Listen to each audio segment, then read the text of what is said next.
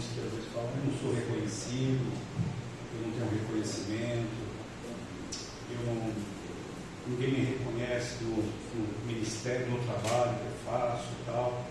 Então vamos refletir. Abra sua Bíblia lá em Lucas capítulo 17, Evangelho de São Lucas capítulo 17, versículos 7 a 10. Quero ser bem breve. Glória a Deus. Como nós estamos numa reunião de ética ministerial, né? E essa palavra, para nós meditarmos um pouco sobre isso. Lucas capítulo 17, versículo 7 até o 10.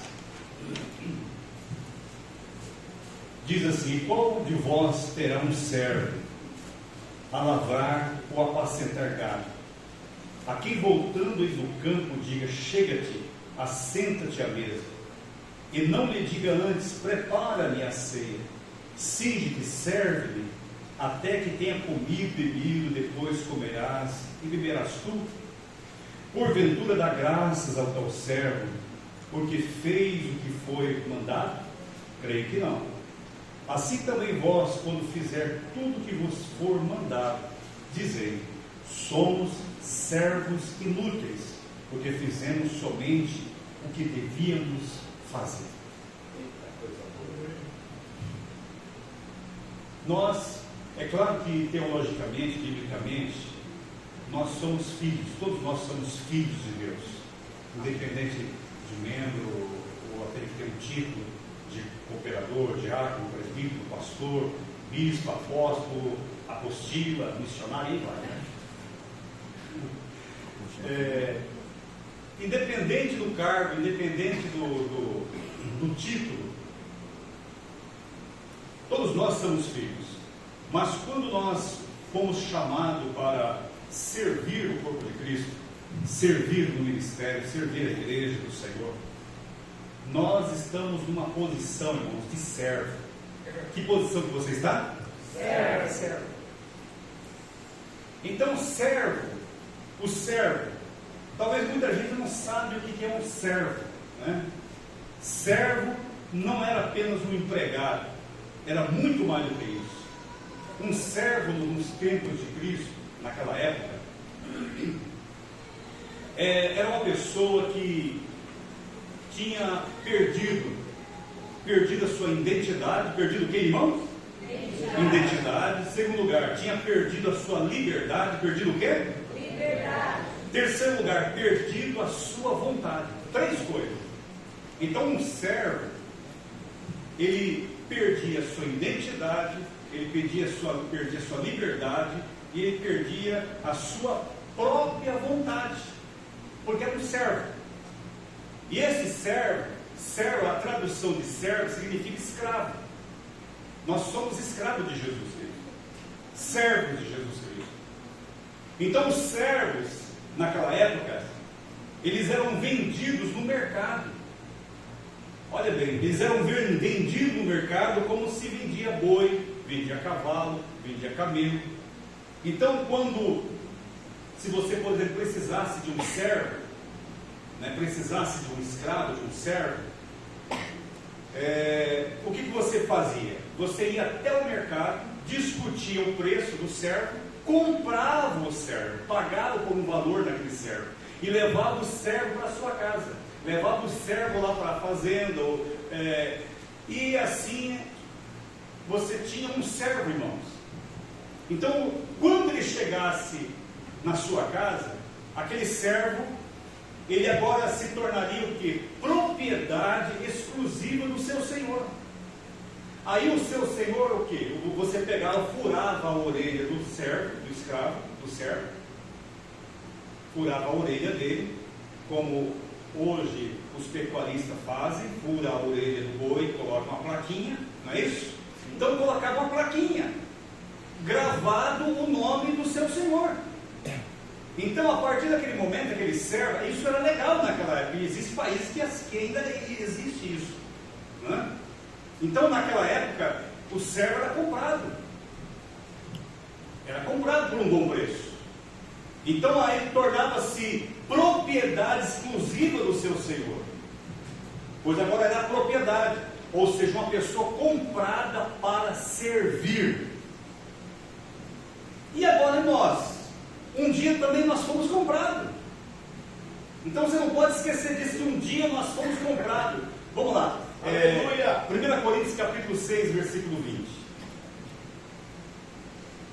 1 Coríntios capítulo 6, versículo 20.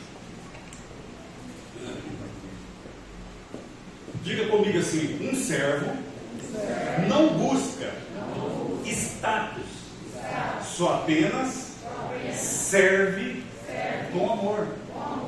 É isso aí. Olha lá, que o apóstolo Paulo diz, 1 Coríntios 6, 20: porque foste comprado por bom preço. Glorificai, pois, a Deus no vosso corpo, no vosso espírito, os quais pertencem a Deus. Então, nós pertencemos a Deus, irmãos. Nós somos propriedade exclusiva de Deus. Então, quando nós temos essa consciência, nós não brigamos por títulos, nós não brigamos, que nem o pastor já falou aqui, Absalão, né? Absalão. Não brigamos por títulos. Então hoje nós estamos vivendo época em que as pessoas estão procurando status. Mas o único status nosso é de servo. É de servo. Para servir, independente do título que você recebeu, da unção, da consagração, todos nós somos servos para servir. Então, independente de qualquer título, nós somos servos. Agora veja bem, irmãos, qual é a causa hoje de haver muitas divisões no corpo de Cristo?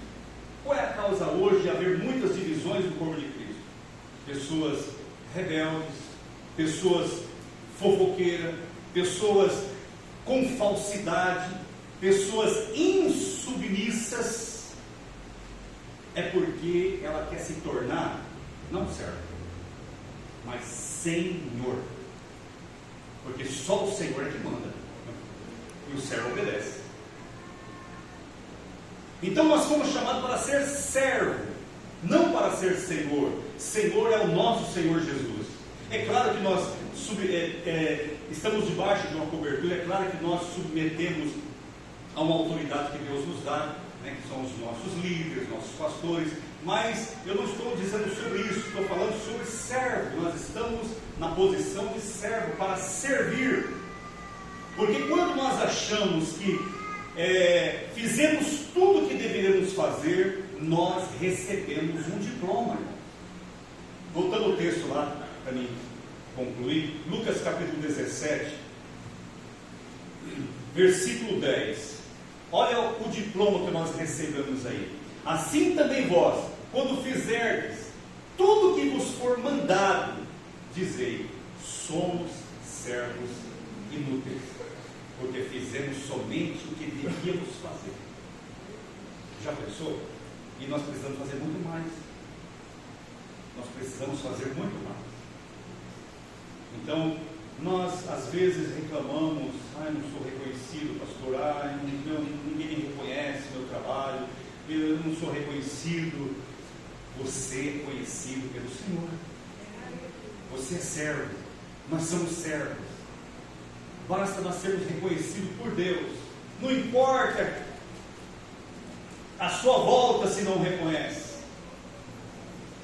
Se nós fomos comprados para fazer a vontade do Senhor, nós não precisamos de aprovação e reconhecimento. Independente do título, nós fazemos ao Senhor, sem se importar com aplausos. Porque muitas vezes nós queremos fazer competição para recebermos aplausos. Aplausos no trabalho, não é isso? Aplausos. E aí, às vezes, nós não somos aplaudidos. Às vezes, cria-se situações que nós não somos aplaudidos, e às vezes você fica frustrado, decepcionado, ninguém me reconhece, mas Jesus reconhece. Jesus diz assim: eu sei as tuas obras, eis que diante de ti eu pus uma porta aberta, E aquele que tem pouca força não pode fechar. Guardaste a minha palavra e não negaste o meu nome. O reconhecimento veio do Senhor, aleluia. Então fique em paz, meu irmão. Fique em paz, minha irmã. Aleluia. E eu fico com essa palavra porque uma certa feita, os discípulos de Jesus estavam discutindo, pastor. Eles estavam discutindo quem seria o maior. Quem seria o maior? Aí Jesus parou lá em Marcos capítulo 9, versículo 33, para mim encerrar. Marcos capítulo 9, versículo 33. Chegou a Cafarnaum e entrando em casa Jesus perguntou para eles: o que vocês estão discutindo pelo caminho?